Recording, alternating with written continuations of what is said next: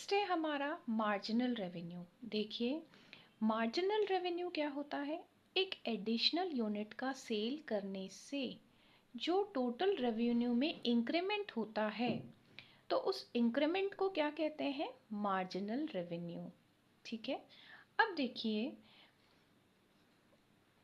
Marginal revenue का formula है change in total revenue upon change in total quantity sold, delta T R upon delta Q. Delta किसको show करता है? Change, मतलब कितना change हुआ। देखिए, अगर कोई फर्म की सेल इंक्रीज हो रही है 10 यूनिट से 11 यूनिट तक, जैसे मैंने आपको एक बैग का उदाहरण दिया कि 10 यूनिट्स ऑफ बैग्स हम सेल कर रहे हैं, तो हमारी कितनी थी?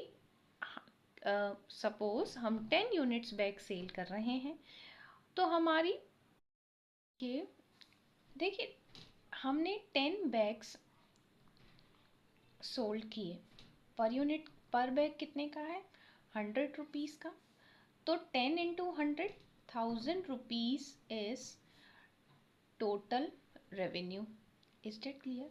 अब देखिए, 11th बैग सेल कर रहे हैं, 10 से 11, 11 बैग 100 रुपीज़ के, तो 11 इंटू 100, 1100। Is that clear? तो देखिए, मैंने आपको क्या बताया, मार्जिनल रेवेन्यू क्या होता है। मार्जिनल रेवेन्यू एक एडिशनल यूनिट का सेल करने से जो टोटल रेवेन्यू में इंक्रीमेंट आता है, तो उस इंक्रीमेंट को मार्जिनल रेवेन्यू बोलते हैं। देखिए, हमने एक एडिशनल बैग सेल किया, पहले 10 थे, फिर 11वां किया, तो देखिए 10 बैग से हमें टोटल रेवेन्यू कितना मिल रहा था? 1000। जब हम 11th किया तो हमें कितना मिल रहा है? 1100 टोटल रेवेन्यू। तो टोटल रेवेन्यू में इंक्रीमेंट कितना हुआ? 100 रुपीज़ का। तो 100 rupees is marginal revenue. Is that clear? 100 rupees क्या हुआ? Marginal revenue. ये आपको कॉन्सेप्ट क्लियर हो गया। अब मैं इसको फॉर्मूले के थ्रू समझाती हूँ। देखो, हमारा फॉर्मूला है delta T R upon delta Q. देखो, टोटल रेवेन्यू में कितना चेंज आया? 100 रुपीज़। क्वांटिटी में कितना चेंज आया? पहले 10, फिर 11वीं, तो 1। तो 100 रुपीज़ इज एम आर। ठीक है। देखिए, अब पढ़ते हैं परफेक्ट कंपटीशन में कैसे हम रेवेन्यू डिटरमाइन करते हैं। देखिए, परफेक्ट कंपटीशन में मैंने, आप मेरे वीडियोस को चेक कीजिएगा, मैंने परफेक्ट कंपटीशन का पूरा एक वीडियो डाला है कि परफेक्ट कंपटीशन में हम प्राइस डिटरमाइन कैसे करते हैं। Is that clear? इधर मैं आप थोड़ा आपको परफेक्ट कंपटीशन के बारे में बता देती हूँ। परफेक्ट कंपटीशन वो मार्केट होता है जहाँ पे लार्ज नंबर ऑफ बायर्स और सेलर्स होते हैं। Is that clear? इसमें क्या होती हैं? एक बड़ी इंडस्ट्री होती है जिसके अंदर छोटी छोटी क्या होती हैं? फर्म्स होती हैं। इंडस्ट्री प्राइस डिटरमाइन करती है, वो प्राइस मेकर होती है, और फर्म्स जो होती हैं प्राइस टेकर होती हैं। Is that clear? लेकिन इंडस्ट्री प्राइस कैसे डिटरमाइन करती है? वो मार्केट की डिमांड और सप्लाई के अकॉर्डिंग अपने प्राइस सेट करती है, और वो प्राइस क्या होते हैं? फर्म को फॉलो करने होते हैं। फर्म प्राइस टेकर होती है। Is that clear? देखिए, इसमें जो होता है परफेक्ट कंपटीशन में, प्राइस क्या होता है? Perfectly elastic. ठीक है। परफेक्टली इलास्टिक मतलब एक यूनिट का प्राइस फिक्स होता है। Is that clear? वो देखिए, जैसे कि मैंने आप परफेक्ट कंपटीशन में, ये होता है परफेक्टली इलास्टिक कर्व। चाहे मीन्स प्राइस फिक्स है, चाहे क्वांटिटी कितनी भी होगी पर यूनिट, प्राइस ये रहेगी। Is that clear? ये परफेक्ट कंपटीशन का डिमांड का। ठीक है। जैसे सपोज एक यूनिट की प्राइस 5 है, तो 2 यूनिट्स की 10 होगी, 3 यूनिट्स की 15 होगी। पर यूनिट क्या है? फिक्स है। कितनी यूनिट करेंगे, हमारी पर यूनिट प्राइस कांस्टेंट रहेगी। Is that clear? ये कौन प्राइस सेट करता है? इंडस्ट्री सेट करती है। देखिए, परफेक्ट कंपटीशन के अकॉर्डिंग मैं आपको टेबल समझाती हूँ। देखिए, ये है क्वांटिटी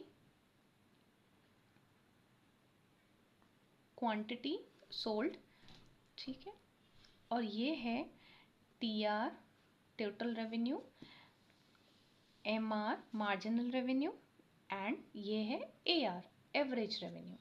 ठीक है, अभी समझते हैं। देखिए, क्वांटिटी इज Q।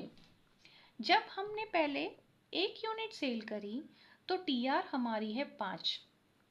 ठीक है, जब हमने 2 यूनिट सेल करी तो भी TR हमारी कितनी होगी, मतलब 5 तो है लेकिन 5 2 जा 10, 2 यूनिट्स के कितने होंगे 10, 3 यूनिट्स के 15, 4 यूनिट के 20, 5 यूनिट के 25।